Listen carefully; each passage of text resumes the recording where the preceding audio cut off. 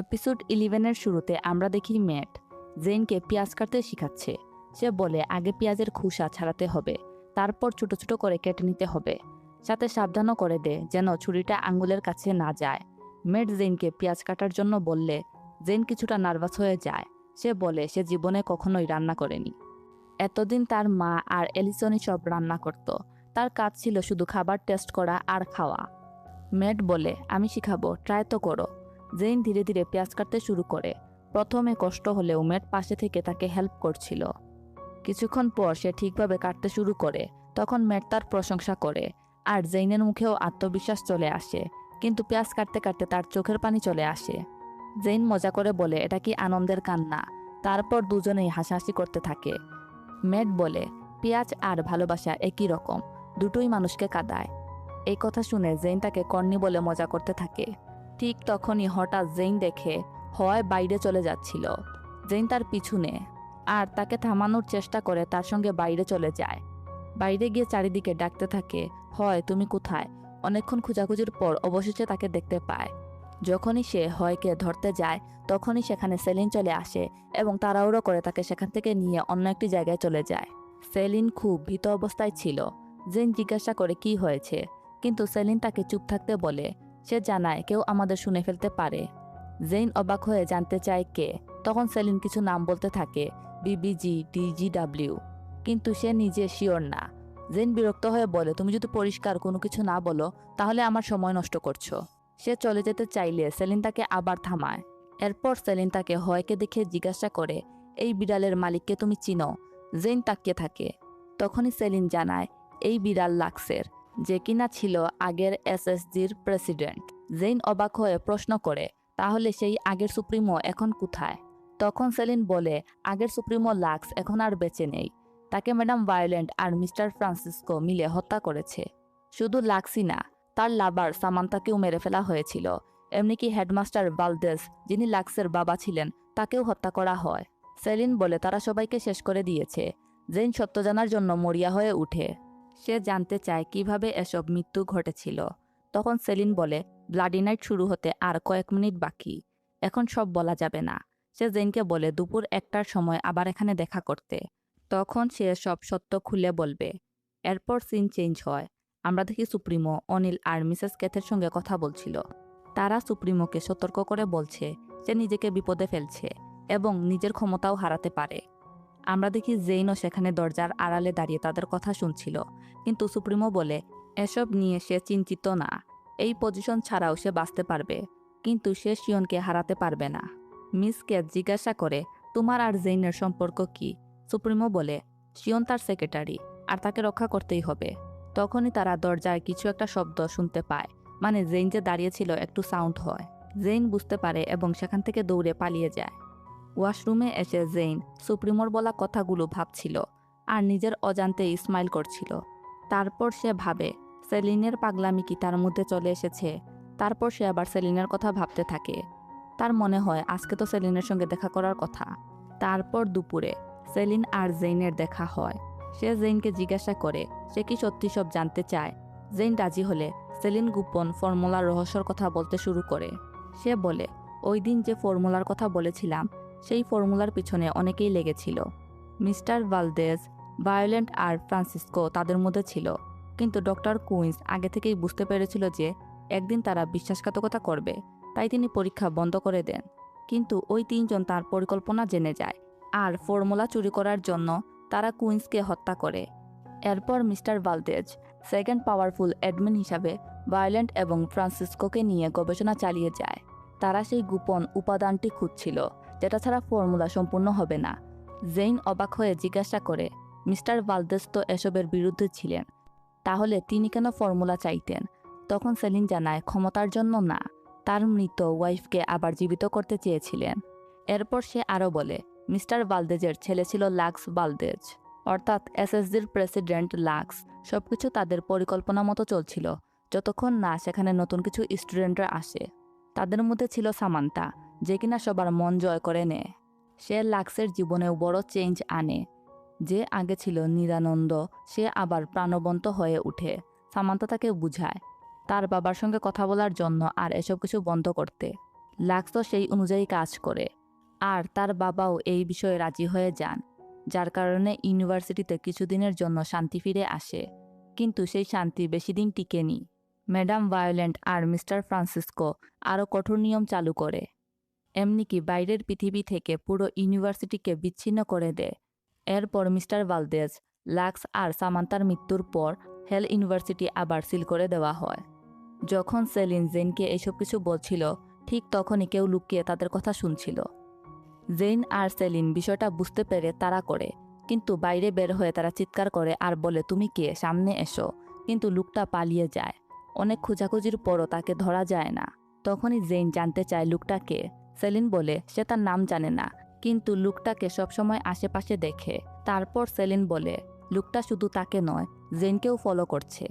Saline ফিসফিস করে বলে, তারা সবসময় আমাদের উপর নজর রাখছে।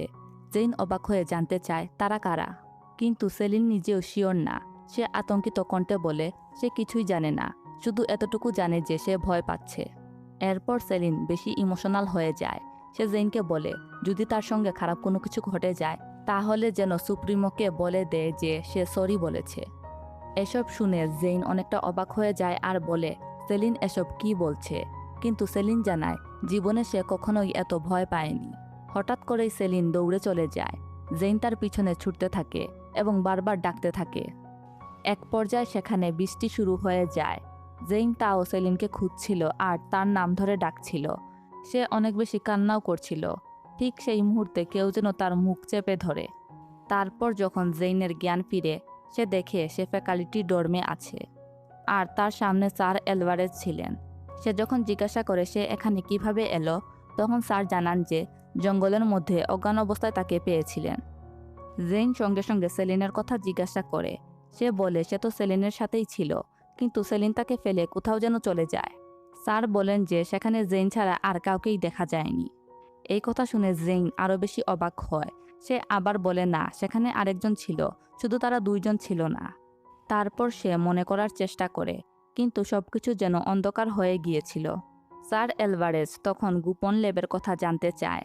জঙ্গলে কি কোনো ল্যাব ছিল, অথবা সেলিন কি এ নিয়ে কিছু বলেছিল, কিন্তু জেইন বলে যে সেখানে শুধু গাছপালা ছিল আর কিছুই না। এরপর জেইন চলে যেতে চাইলে স্যার তাকে থামিয়ে দেয়, বলে এখন বাইরে ব্লাডি নাইট চলছে, তাই বাইরে যাওয়া বিপদ। সে তাকে বলে আজ রাত যাতে এখানেই থাকে। একই সাথে এটাও বলে সিক্রেট ল্যাব এত সহজে পাওয়া যাবে না বলেই তো এটার নাম সিক্রেট ল্যাব। তারপর স্যার বলে এসব নিয়ে এত ভেবো না, তুমি রেস্ট নাও, আর সেখান থেকে চলে যায়। পরের দিন সকালে সবাই ফাউন্ডেশন ডে এর জন্য রেডি হচ্ছিল। মিয়া জেইনের চুল সেট করে দেয়। জেইনের এই নতুন হেয়ার স্টাইলে তাকে অনেক সুন্দর লাগছিল।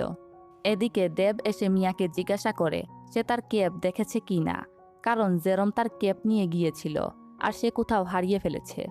তখনই ভেনেসা এসে ক্যাপটা ফিরিয়ে দেয় আর বলে সে এটা লবিতে পেয়েছে। এরপর সেখানে ম্যাট আসে আর জেইনের দিকে তাকিয়েছিল। জেরম আর দেব মিলে ম্যাটের সঙ্গে মজা করতে শুরু করে। তারা তাকে টিজ করে বলতে থাকে শুধু চেয়ে থাকলে হবে না, কিছু করতে হবে। তোমাকেই ফার্স্ট স্টেপ নিতে হবে যাতে করে জেইন তোমার ফিলিংস সম্পর্কে বুঝতে পারে। ম্যাট তখন একটু লজ্জা পেয়ে যায় আর স্মাইল করে বলে তোমাদের এসব ননসেন্স আইডিয়া তোমাদের নিজের কাছেই রাখো। ম্যাট সাহস করে জেইনের সামনে এসে দাঁড়ায়। জেইন জিজ্ঞাসা করে কিছু কি দরকার। তখন ম্যাট একটু রোমান্টিকভাবে বলে তোমাকেই দরকার জেইন। এরপর সে বলে আজ জেইনকে খুব সুন্দর লাগছে। বন্ধুরা তখন দূর থেকে চিয়ার আপ করছিল। তারা বলে দুইজনকে একসাথে কত সুন্দর লাগছে। তারপর ম্যাট জেইনকে ডেটের জন্য জিজ্ঞাসা করে। জেইন কিছুটা লজ্জা পায় কিন্তু রাজি হয়ে যায়, আর বাকিরা এসব কিছু দেখে অনেক বেশি খুশি হয়ে যায়। এরপর সবাই রেডি হয়ে ফাউন্ডেশন ডে এর প্রোগ্রামে আসে। চারিদিকে নানা ধরনের স্টল বসেছিল, কিন্তু জেইন সেখানেও সেলিনকে খুঁজছিল। সে সেখানে থাকা কয়েকজনকে সেলিনের কথা জিজ্ঞাসা করলে তারা বলে সেলিনকে দেখেনি। কেউ কেউ আবার মজা করে বলে হয়তোবা কোনো জায়গায় বসে সে আঁকাআঁকি করছে। অন্যদিকে তার ফ্রেন্ডরা সাজগুজ আর আনন্দে ব্যস্ত ছিল। তখন তারা খেয়াল করে জেইন তাদের সঙ্গে নেই। তারা বলে জেইন কোথায় গেল। তখনই ঘোষণা করা হয় যে আজ ফাউন্ডেশন ডে, তাই ফ্রি ব্লাডি নাইট। তবে এবার কিছু কঠোর নিয়ম জারি করা হয়। কোনো অস্ত্র আনা যাবে না, আর কারো জন্য কোনো ছাড়ও নেই। কিছুক্ষণ পর বন্ধুরা জেইনকে খুঁজে পায়। তারা তাকে বলে এত সুন্দর মোমেন্ট তুমি নষ্ট করছো কেন। সবাই মিলে তাকে নিয়ে যায় উৎসবের ভিতরে। অন্যদিকে আমরা দেখি ভাইস প্রেসিডেন্ট অনিল অনুষ্ঠান পরিচালনার দায়িত্বে ব্যস্ত। সে সবার কাজ ভাগ করে দেয়, আগে বনফায়ার, তারপর আতশবাজি। সবকিছু যেন ঠিক সময়ে আর ঠিকভাবে হয়। এরপর জেইন আর তার ফ্রেন্ডরা মিলে ছবি তুলে। সবাই হাসি মুখে চিজ বলে ছবি তুলে। তারা বলে আজ যেন নরকের মধ্যেও শান্তির দিন। সবাই আশা করে গ্যাংগুলো যাতে কোনো ঝামেলা না করে।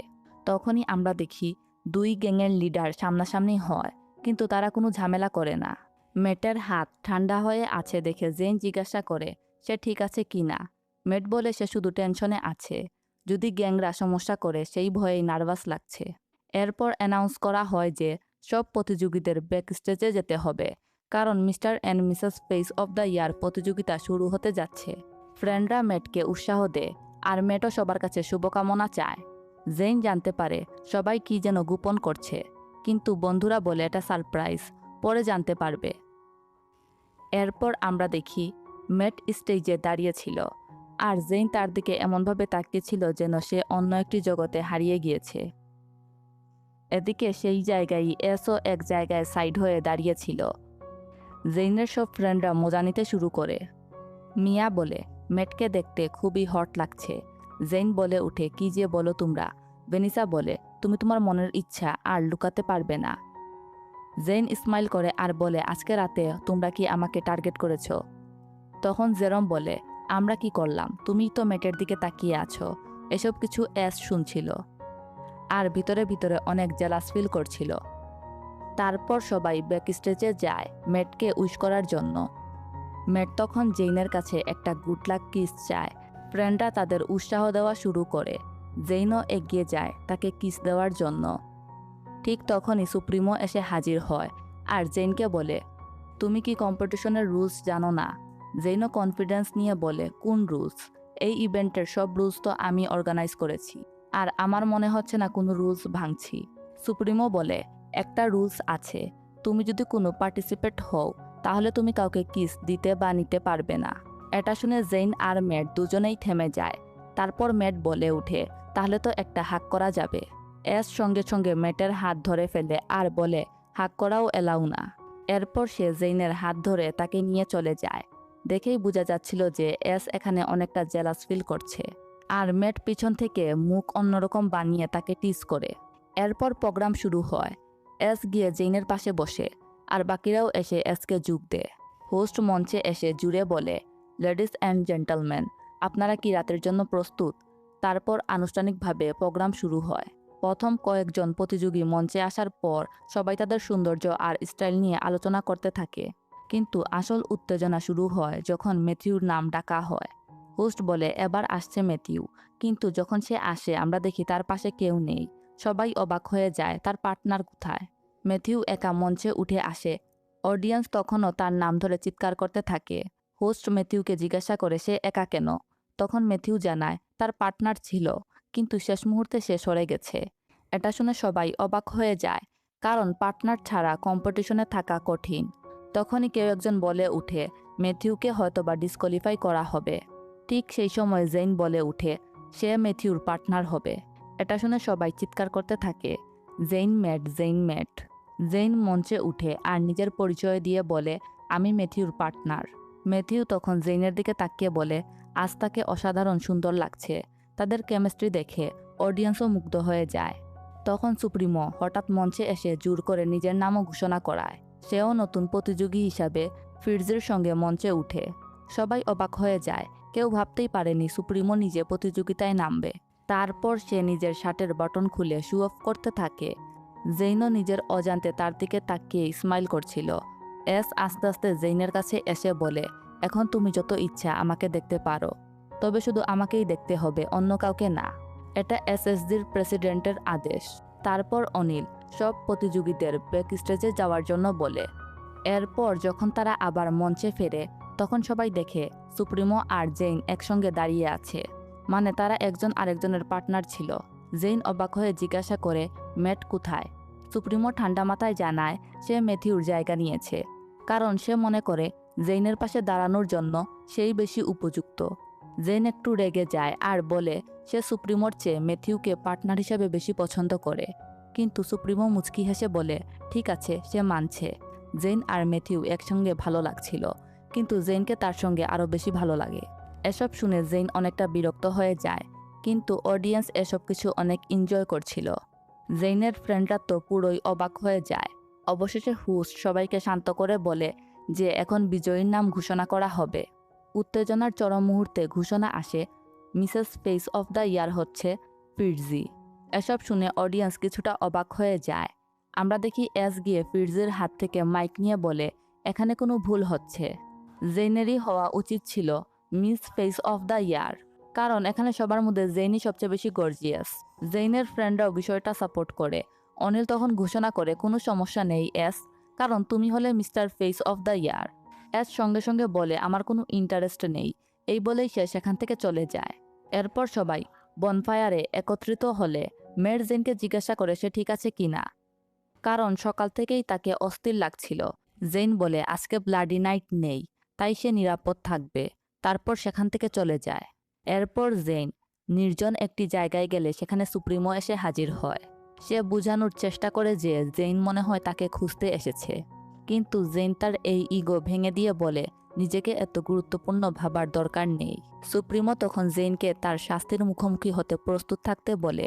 সে জানতে চায় জেইন কি এবার নিজের জীবনের জন্য ভিক্ষা চাইবে না, কারণ অন্যদের জন্য সে সবসময় লড়ে, কিন্তু নিজের জন্য কিছুই বলে না। জেইন শান্তভাবে বলে যদি তাকে বাঁচাতে গিয়ে সুপ্রিমোর পজিশন চলে যায় তাহলে যেন তাকে না বাঁচায়। কিন্তু সুপ্রিমো এবার অন্যরকম কথা বলে। সে জানায় জেইনকে হেল ইউনিভার্সিটি থেকে বের করে দেওয়াই তার কাছে সঠিক কাজ মনে হচ্ছে, কারণ সে তাকে আর বিপদে দেখতে চায় না। জেইন তো মানতে রাজি হয় না। সে বলে সে তার বন্ধুদের আর অন্য স্টুডেন্টদের ফেলে কোথাও যাবে না, আর এই প্রশাসনও ভুল করছে, আর সে সত্য বের না করে কোথাও যাবে না। এমনকি যদি জোর করে বের করতে চায় তাহলে এখনই মেরে ফেলতে বলে। এটা শুনে সুপ্রিমো বলে সে তার সিদ্ধান্ত চেঞ্জ করবে, জেইনের শাস্তি সে বাতিল করবে, তবে একটা শর্ত আছে, জেইনকে তার হতে হবে। সে বলে জেইন যদি তার হয় তাহলে সে তাকে প্রোটেক্ট করবে, নিজের পৃথিবী বানাবে, সবকিছু দিয়ে আগলে রাখবে। তার কাছে জেইনই সবকিছু। জীবন কোথায় নিয়ে যায় সেটা ম্যাটার করে না, শুধু জেইনই তার পাশে থাকলেই হবে। সুপ্রিমোর এরকম স্বীকারোক্তি শুনে বোঝা যায় যে সে জেইনকে কতটা ভালোবাসে। তারপর এস ধীরে ধীরে জেইনকে কিস করার জন্য এগিয়ে যায়। ঠিক তখনই হঠাৎ একটি চিৎকার শোনা যায়। জেইন আর এস দৌড়ে যায়, আর তারপর জেইন গিয়ে দেখে সেলিনের নিথর দেহ পড়ে আছে। সে কান্নায় ভেঙে পড়ে। লাশের অবস্থা দেখে বোঝা যাচ্ছিল যে তাকে ব্ল্যাক ব্লাড গ্যাংয়ের কেউ মেরেছে। তাই জেইন খুব রাগ করে মেটের দিকে তাকিয়েছিল। আর এর সাথেই এই এপিসোড এখানে শেষ হয়ে যায়। নেক্সট এপিসোডে আমরা দেখব জেইন খুব রাগ করে মেটকে জিজ্ঞাসা করছিল যে সেলিনের মৃত্যুতে তার কোনো ইনভলভমেন্ট আছে কি না। তারপর আমরা দেখি ডেভিল গড ওয়ারিয়র গ্যাংয়ের কিছু সদস্যরা মেটকে খুব বাজেভাবে মারছিল, আর বলছিল তোমার কি মনে হয় তোমার গ্যাংয়ের সদস্যরা তোমাকে বাঁচানোর জন্য আসবে। তখনই আমরা দেখি সেখানে সুপ্রিমো আসে এবং লাঠি ধরে মেটকে মারতে আটকায়। অন্যদিকে নাজির লুমিয়া সুপ্রিমোকে বলছিল যে তুমি যখন তোমার এই পজিশন হারাবে তখন তুমি আর তাকে বাঁচাতে পারবে না। তারপর আমরা দেখি সুপ্রিমো জেইনকে এনে খাবার দেয় আর খাওয়ার জন্য বলে। তারপর আমরা দেখি সুপ্রিমো আর জেইন ফাইটিংয়ের জন্য প্র্যাকটিস করছিল, যেখানে জেইন সুপ্রিমোকে হারিয়ে দেয়। তো আজকের জন্য এতটুকুই। দেখা হবে নেক্সট এপিসোডে। ততক্ষণ ভালো থাকুন, সুস্থ থাকুন, আল্লাহ হাফিজ।